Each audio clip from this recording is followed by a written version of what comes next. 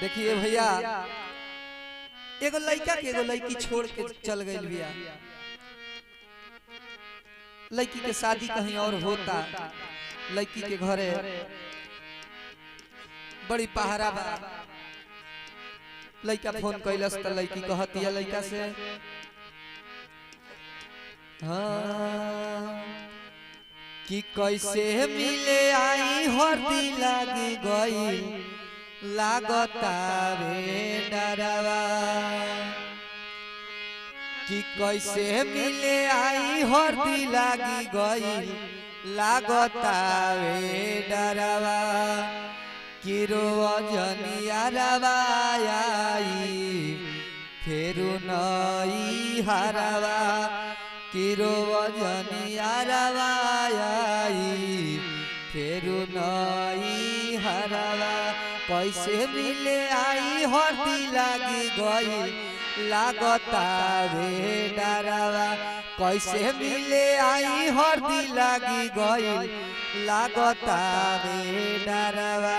रोजनिया रवाई फेरू नई हरवा।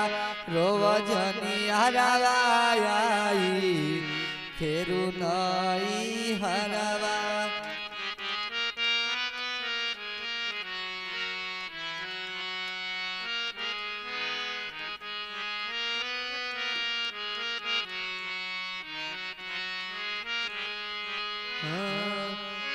जातनी ससुरवा होता दोसरा से सदिया। ई मत सोची नइखे तहरा ला दरदिया।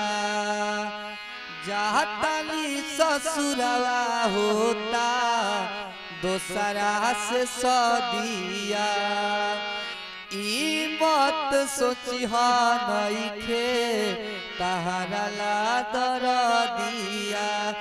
चुप हो खढ़ार जनी लोरावा छोड़ी दया चारावा। चुप हो खढ़ार जनी लोरावा छोड़ी दया चारावा। रोजनिया रवाई फेरू नई हरवा। रोजनिया रवाई फेरू नई हरवा। रोजनिया रवाई